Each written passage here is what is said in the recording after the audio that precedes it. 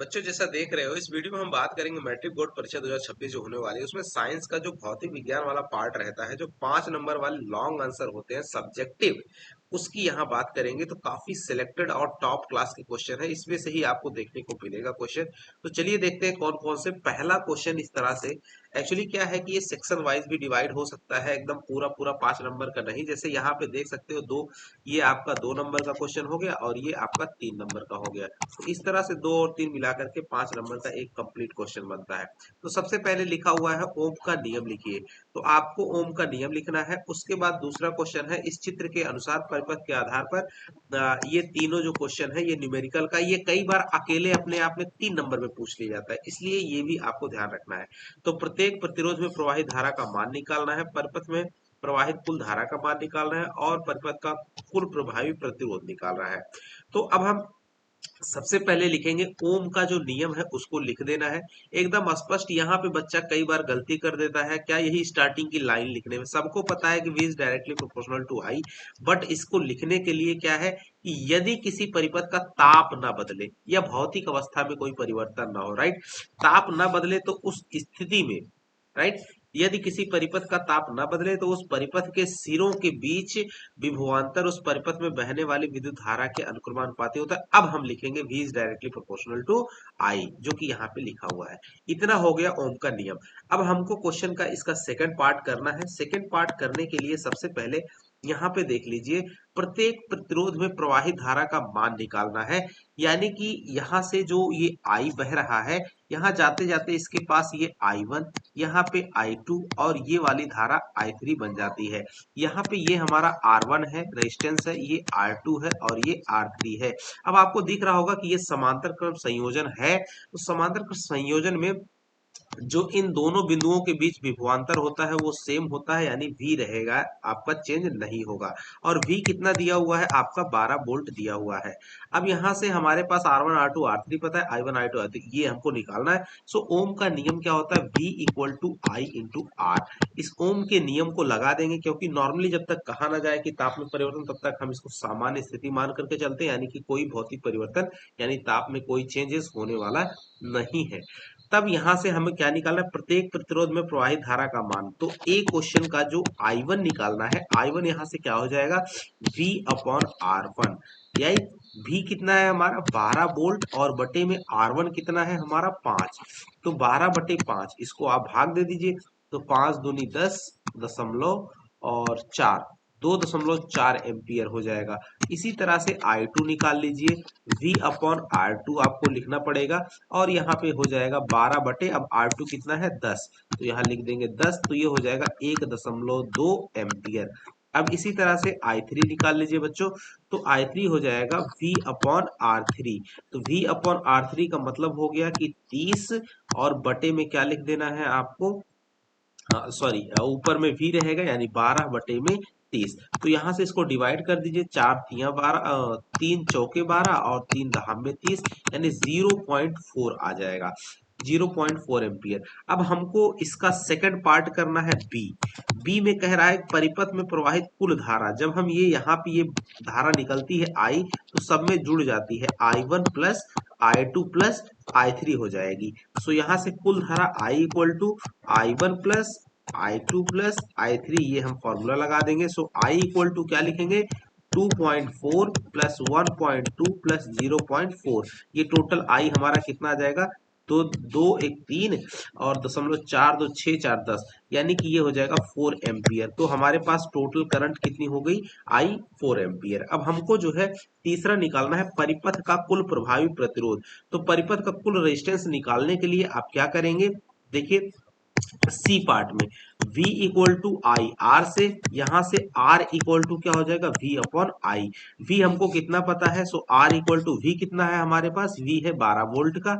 तो यहाँ पे 12 वोल्ट लिखेंगे, बटे में I हमारे पास 4 आया है, तो इस तरह से R का मान आ जाएगा 3 ओम, यानी कि जो रेजिस्टेंस है वो हमारा 3 ओम इस टोटल सर्किट का बनेगा। अब यहाँ पे देखना टोटल सर्किट का रेजिस्टेंस 3 ओम है और ये सब आपके किसमें जुड़े गए हैं, ये सब आपके समांतर क्रम में जोड़े गए हैं। तो जो 3 ओम आया है वो तीन के तीनों रेजिस्टेंस यानी R1 R2 और R3 से कम है। तो ये चीज भी ध्यान देना है कि जब हम समांतर क्रम में जोड़ते हैं रेजिस्टेंसेस को, तो उनका जो टोटल रेजिस्टेंस होता है वो जो अलग अलग रेजिस्टेंस होते हैं उनके मान से हमेशा कम होता है, यानी कि टोटल सर्किट का रेजिस्टेंस जो है उनके मान से कम हो जाता है। चलिए बढ़ते हैं अगले क्वेश्चन की तरफ। इस तरह से आपने देखा और काफी इंपॉर्टेंट है। अगला क्वेश्चन जो सिंगल में आता है कि ओम का नियम लिखिए, इतना एक हो गया, और इसका प्रायोगिक सत्यापन दे दीजिए। ये आपका 3 नंबर का बन जाता है और ये आपका 2 नंबर का। तो ओम का नियम अभी आपने पीछे लिखा था, यदि किसी परिपथ का ताप ना बदले तो उस परिपथ के सिरों के बीच विभवांतर उस परिपथ में बहने वाली विद्युत धारा के अनुक्रमानुपाती, एकदम सटीक आपको इसी तरह से लिखना है, यानी V is directly proportional to I। Right, ये परिभाषा यहाँ पे ये ताप ना बदले ये आपको जरूर जिक्र करना है। अब हम प्रायोगिक सत्यापन लिखेंगे चित्र में दर्शाए अनुसार। एक्चुअली यहाँ पे अब हमको चित्र यहाँ पे बना हुआ है, तो ये देखिए यहाँ पे चित्र बना हुआ है जहाँ पे एक बैटरी लगी हुई है, एक प्लग की या कुंजी को कहते हैं, यहाँ एक एमीटर लगा हुआ है, यहाँ पे एक जो है वेरिएबल रेजिस्टर जिसको परिवर्तित प्रतिरोध कहते हैं, और यहाँ पे वोल्टमीटर नापने के लिए लगा हुआ है। राइट, और यहाँ पे VI ग्राफ बना हुआ है, VI ग्राफ बना हुआ है। तो यहाँ पे एक सरल रेखा आपको मतलब ये दोनों चित्र आपने बना लेने हैं। अब यहाँ पे देखो क्या करना है, यहाँ पे चित्र में दर्शाए अनुसार battery, switch, voltmeter V, ammeter A और एक प्रतिवर्ती प्रतिरोध राइट को एक दूसरे के श्रेणी क्रम में दर्शाए गए चित्र के अनुसार जोड़ लेते हैं। यहाँ पे ये फिगर ये वाला यहाँ पे बना लेना है, ये वाला फिगर आपको कहाँ बना लेना है, यहाँ पर बना लेना है। राइट, सबसे पहले उसके बाद फिर लिखना है। अब सबसे पहले स्विच को दबाकर ऑन करते हैं जिसमें परिपथ में बैटरी से धारा प्रवाहित होने लगती है। अमीटर से धारा का मान तथा वोल्टमीटर से विभवांतर का मान हम क्या करते हैं, ज्ञात करते रहते हैं। परिवर्तनशील प्रतिरोध को स्लाइड पर आगे पीछे खिसका करके प्रयोग को बार बार दोहराते हैं। एक्चुअली हो क्या रहा है यहाँ पे देखो, तो यहाँ पर जो यहाँ पर जो हमारे पास ये प्रतिवर्ती प्रतिरोध है, वेरिएबल रेजिस्टेंस है ये वाला, इसके मान को हम क्या कर देते हैं, बढ़ाते घटाते रहते हैं और रीडिंग को नोट करते रहते हैं। राइट, वही हमने यहाँ पर लिखा हुआ है, प्रयोग को बार बार दोहराते रहते हैं। राइट, अब क्या कह रहा है, अलग अलग स्थितियों में अमीटर से धारा का मान तथा वोल्टमीटर से विभवांतर का मान। यहाँ पे देखो वोल्टमीटर भी लगा हुआ है, यहाँ अमीटर लगा हुआ है, यानी अमीटर क्या करता है, I का मान नोट करेगा और वोल्टमीटर V का मान। तो I और V का मान अलग से टेबल बना करके, यहाँ I यहाँ पे V, इस तरह से टेबल बना करके हम क्या करते रहते हैं, नोट करते रहते हैं, नोट करते रहते हैं, नोट करते रहते हैं। नोट कर लिया, उसके बाद इसके आधार पर यहाँ पे हमने ग्राफ बना दिया, VI ग्राफ। राइट, तो यहाँ पे लिखा क्या, ज्ञात करते हैं, उसे नोट करते हैं। प्राप्त मान को देखने से पता चलता है कि विभवांतर का मान दोगुना होने पर धारा का मान भी दोगुना हो जाता है, जबकि विभवांतर का मान आधा होने पर धारा का मान भी आधा हो जाता है। इससे पता चलता है कि जो V है वो डायरेक्टली I के प्रोपोर्शनल होता है। इससे निष्कर्ष निकलता है कि चालक के सिरों के बीच विभवांतर उस चालक में प्रवाहित होने वाली धारा के सीधा समानुपाती यानी डायरेक्टली प्रोपोर्शनल होता है। अब विभवांतर को अब विभवांतर को हम लोग यहाँ एक्स अक्ष लिख लेना डियर, ये गलती से छूट गया है, तथा धारा को यहाँ पे लिख लेना वाई अक्ष पर रखकर एक ग्राफ खींचते हैं। जैसा कि यहाँ आप देख सकते हो विभवांतर हमारा एक्स अक्ष पे है और धारा आई जो है हमारा वाई अक्ष पे है। तो अब क्या लिखेंगे, यह ग्राफ हमें एक सरल रेखा आप देख सकते हो, ये वाली जो सरल रेखा ये वाली है सरल रेखा आपको प्राप्त होती है जो ओम के नियम को प्रमाणित करता है। तो इतना लिखना है, ये कई बार बहुत ही वेरी इंपॉर्टेंट क्वेश्चन है बच्चों। अब बढ़ते हैं तीसरा जो वेरी इंपॉर्टेंट क्वेश्चन है, प्रतिरोधों का समांतर क्रम संयोजन क्या है। तो ये आपका 2 नंबर का क्वेश्चन है, इतना बताना है। फिर समांतर क्रम में जुड़े 3 प्रतिरोधों R1 R2 R3 के समतुल्य प्रतिरोध ज्ञात करने के लिए व्यंजक व्यंजक व्यंजन नहीं है व्यंजक उत्पन्न करें। एक्चुअली यहाँ पे ये समांतर क्रम दे दिया हुआ है, समांतर क्रम में जुड़े आपको श्रेणी क्रम भी दे सकता है, श्रेणी क्रम भी दे सकता है।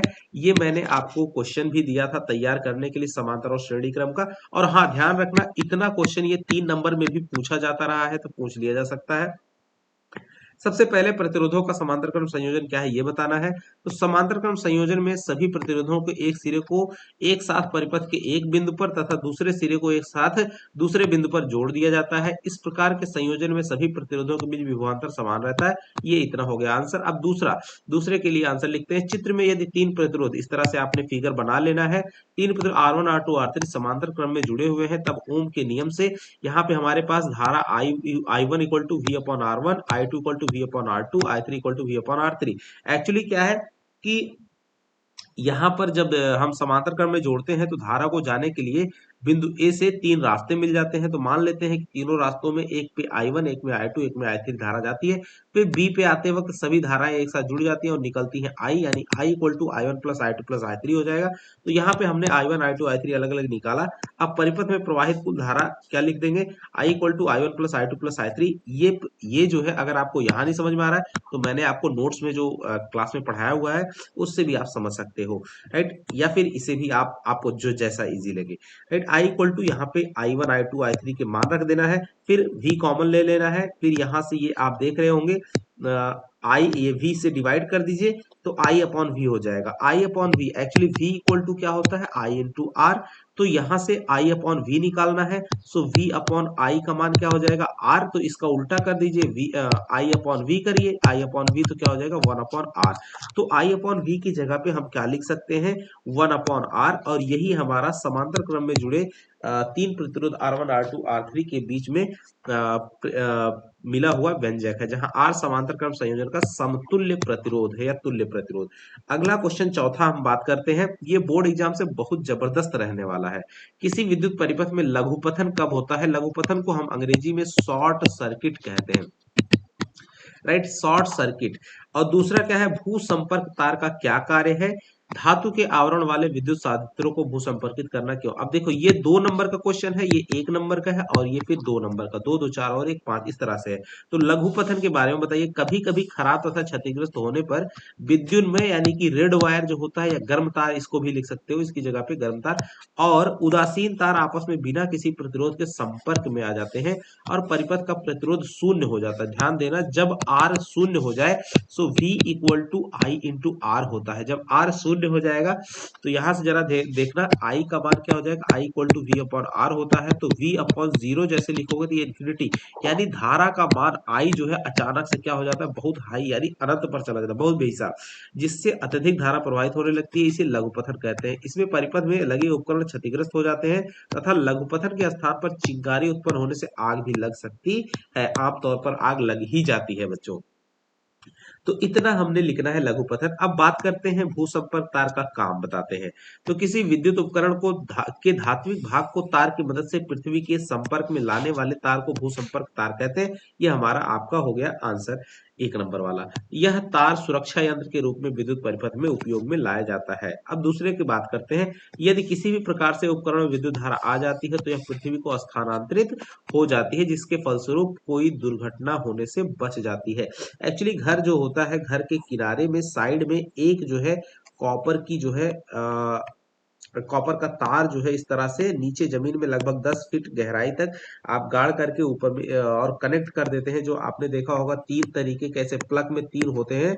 तो यहाँ पे एक हो गया अर्थ, एक हो गया फेस, और ये हो गया हमारा अर्थ वायर, राइट। तो एक्चुअली तो यहाँ पे सॉरी, यहाँ पे ये हो गया रेड वायर, ये हो गया आपका ब्लैक यानी कि न्यूट्रल। ये फेस हो गया, एक फेस हो गया, एक न्यूट्रल हो गया, और एक हमारा अर्थ वायर होता है। तो ये अर्थ वायर ये बीच वाले उससे जोड़ दिया जाता है। तो मान लीजिए कभी शॉर्ट सर्किट होती है तो तुरंत जो करंट होता है उसके लिए एक रास्ता यहाँ पे जमीन में मिल जाता है, जिसके माध्यम से वो जो करंट है उसको दो रास्ते मिल जाते हैं, एक तो आपकी बॉडी का और एक जो है अर्थ सरफेस का। तो हमारी बॉडी का रेजिस्टेंस कुछ ना कुछ रहता है, लेकिन अर्थ सरफेस का रेजिस्टेंस क्या होता है, ध्यान देना, पृथ्वी का रेजिस्टेंस लगभग 0 होता है, यानी धारा को बहने के लिए बहुत ही तेजी का रास्ता मिलता है। ठीक है। तो अब बात करते हैं विद्युत चुंबकीय क्षेत्र क्या है, ये अगला क्वेश्चन है। प्रयोग द्वारा सिद्ध कीजिए कि जब किसी चालक से विद्युत धारा प्रवाहित की जाती है तो उसके चारों ओर चुंबकीय क्षेत्र उत्पन्न हो जाता है। सबसे पहले बताना है कि विद्युत चुंबकीय क्षेत्र क्या है। किसी विद्युत धारावाही चालक में प्रवाहित धारा प्रवाहित होने पर उसके चारों ओर का वह क्षेत्र जिसमें चुंबकीय बल का अनुभव किया जाए विद्युत चुंबकीय क्षेत्र कहलाता है। अब प्रयोग करेंगे तो प्रयोग से हमको सिद्ध करना है। ये 2 नंबर का क्वेश्चन है और ये 3 नंबर का क्वेश्चन, ऐसे चेक किया जाता है। अब इसको पॉइंट वाइज करके लिखिएगा तो बहुत मजेदार रहेगा, चेक करने वाले को बहुत आसानी रहेगी। एक 12 वोल्ट की बैटरी, एक परिवर्ती प्रतिरोध, अमीटर, स्विच तथा एक लंबा मोटा सीधा तांबे का तार ले लिया है। दूसरा, अब एक आयताकार कार्डबोर्ड का टुकड़ा लेकर उसके बीचों बीच कार्डबोर्ड को अभिलंबवत इस मोटे तार को प्रविष्ट कराया और सावधानी रखी कि कार्डबोर्ड तार के ऊपर स्थिर रहे, ऊपर नीचे हिले डुले नहीं। अगले पॉइंट में हमने देखो यहाँ पे ये फिगर बनाना अत्यंत आवश्यक है। फिगर इस तरह से आपने बना लेना है।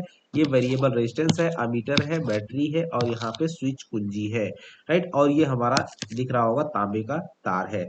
सी में लिखे अब चित्र में दर्शाए अनुसार तांबे के तार को ऊर्ध्वाधर श्रेणी क्रम में बैटरी, एमीटर, प्रतिवर्ती प्रतिरोध तथा स्विच के साथ संयोजित कर दिया। तार के चारों ओर कार्डबोर्ड पर कुछ लौह चूड़ एक समान रूप से फैला दिए। अगले पॉइंट में लिखा प्रतिवर्ती प्रतिरोध को किसी एक नियत स्थिति पर रखा और अमीटर में धारा का पाठ्यांक को नोट किया। इसके बाद स्विच को ऑन किया और कार्डबोर्ड को हल्के से 2-3 बार थपथपाया। उसके बाद लौहचूड़ के पैटर्न का परीक्षण किया और पाया कि लौहचूड़ संरेखित होकर तार के चारों ओर संकेंद्री वृत्तों या ऑब्जेक्टिव में पूछा जाता है व्यवस्थित होकर एक वृत्ताकार पैटर्न बना लेते हैं। और लास्ट में लिखेंगे ये वृत्ताकार पैटर्न ही चुंबकीय क्षेत्र रेखाओं को दर्शाते हैं। दिक्सूचक यानी जो कंपास होती है हमारा, उस कंपास की मदद से हम पाते हैं कि जब तार में विद्युत का प्रवाह ऊपर से नीचे की ओर होता है तब चुंबकीय क्षेत्र दक्षिणावर्त यानी क्लॉकवाइज होता है दिशा में प्रदर्शित होगा, और जब धारा नीचे से ऊपर की ओर प्रभावित होती है तो चुंबकीय क्षेत्र वामावर्त यानी एंटी क्लॉकवाइज में प्रदर्शित होता है। अच्छा, इसकी दिशा हम कैसे ज्ञात करते हैं तो ध्यान देना, right hand thumb rule, right hand thumb rule, right, दाहिने हाथ के अंगूठे का नियम यानी दक्षिण हस्त अंगुष्ठ नियम। तो ध्यान देना 2 नंबर में राइट हैंड थंब रूल यानी दक्षिण हस्त अंगुष्ठ नियम को भी याद कर लेना, ठीक है। अगले क्वेश्चन पे बढ़ते हैं, 6ठा नंबर, चुंबकीय क्षेत्र रेखाएं क्या हैं। अभी यहाँ पर फिर ऊपर में ये देखिए, यहाँ शायद इसमें भी ये क्वेश्चन था आई थिंक। अच्छा, विद्युत चुंबकीय क्षेत्र पूछा था, यहाँ पे चुंबकीय क्षेत्र रेखाओं के बारे में पूछा है, ठीक है। तो आंसर देंगे किसी चुंबकीय क्षेत्र में चुंबकीय क्षेत्र की दिशा को प्रदर्शित करने वाले रास्ते को चुंबकीय क्षेत्र रेखाएं कहते हैं। ध्यान देना, किसी चुंबकीय क्षेत्र में चुंबकीय क्षेत्र की दिशा को प्रदर्शित करने वाले रास्ते को हम चुंबकीय क्षेत्र रेखा कहते हैं। जैसा कि ये आप पिक्चर में देख रहे हैं, आप पिक्चर बना दीजिएगा तो मच बेटर रहेगा, जिसमें एक बार मैग्नेट रहता है जिसमें ये आपका नॉर्थ से निकल करके साउथ की तरफ में जाता है, ठीक है। ये चुंबकीय क्षेत्र ये हमारा बी है। तो इस तरह से फिगर आप बना लेंगे, आप सभी को पता भी होगा। अब इसके बात करते हैं, यहाँ पे देखिए चुंबकीय क्षेत्र रेखाओं के 3 गुण, ये 2 नंबर का क्वेश्चन है और ये 3 नंबर का क्वेश्चन है। तो 3 गुण और साथ ही साथ फ्लेमिंग के बाएं हाथ का नियम, अरे गजब की बात है। तो ये हमको लगता है 1 नंबर का ये क्वेश्चन है, 3 नंबर का ये क्वेश्चन है और 1 नंबर का फ्लेमिंग के बाएं हाथ का नियम है। तो चलिए इसके गुण की बात करते हैं। तो सबसे बात एकदम सीधी सीधी, चुंबकीय क्षेत्र रेखाएं एक बंद वक्र होती हैं, पहला रूल, ठीक है। चुंबक के बाहर ये रेखाएं उत्तरी ध्रुव से निकल करके दक्षिणी ध्रुव में पहुंचती हैं, जबकि चुंबक के भीतर ये रेखाएं दक्षिणी ध्रुव से उत्तर की ओर पहुंचती हैं। पहला गुण हो गया। दूसरा, चुंबक के ध्रुव के पास क्षेत्र रेखाएं बहुत निकट निकट होती हैं, जबकि बीच में चुंबकीय क्षेत्र रेखाएं दूर दूर होती हैं। तीसरा, क्षेत्र रेखाएं कभी भी एक दूसरे को प्रतिच्छेद नहीं करती हैं। अब फ्लेमिंग के बाएं हाथ का नियम पूछा था, ये भी लिख देना है। तो यहाँ चित्र बनाने की आवश्यकता नहीं है, लेकिन आपने समझना है जैसा इस फिगर में दिया हुआ इस तरह से आपने अरेंजमेंट करना है। यहाँ अंगूठा है, ये हमारी तर्जनी है और ये हमारी मध्यमा उंगली है, इन सभी के बीच में 90 डिग्री का एंगल है। अंगूठा हमारे जो है वो फोर्स को इंडिकेट करता है, ये चुंबकीय क्षेत्र को तर्जनी इंडिकेट करती है, मध्यमा हमारी बहने वाली धारा को। तो फ्लेमिंग के बाएं हाथ के नियमानुसार जब हम बाएं हाथ के अंगूठे मध्यिका या मध्यमा या तर्जनी तथा तर्जनी को एक दूसरे के लंबवत व्यवस्थित करते हैं, तो तर्जनी चुंबकीय क्षेत्र की दिशा यानी बी, माध्यमा या माध्यिका चालक में प्रवाहित विद्युत धारा आई, वन नहीं है ये आई है, की दिशा को दर्शाता है। तो अंगूठा चालक तार पर लगने वाले बल कैपिटल एफ लिखना है, बड़ा वाला एफ, ठीक है, की दिशा को व्यक्त करता है। तो ये हमारा फ्लेमिंग के बाएं हाथ का रूल हो गया। तो इस तरह से बच्चों आपने देखा कि कितने अच्छे अच्छे क्वेश्चन हैं, 5 नंबर के काफी सिलेक्टेड है और इसमें से ही आपको देखने को मिलेगा। अगर आपको लगता है कि ये वीडियो आपके लिए काफी मददगार साबित होगा और मैंने काफी सिलेक्टेड क्वेश्चन यहाँ रखे हुए हैं, तो जरूर आप इसको लाइक कीजिएगा। चैनल पे नए हैं तो चैनल को सब्सक्राइब भी कर लीजिएगा। ऐसे ही आपको फर्दर वीडियोस मिलती रहेंगी, उसके लिए बेल आइकन को भी प्रेस कर लीजिएगा, अपने दोस्तों के साथ में भी शेयर कर दीजिएगा। मिलेंगे अगले वीडियो में, तब तक के लिए नमस्कार, जय हिंद बच्चों।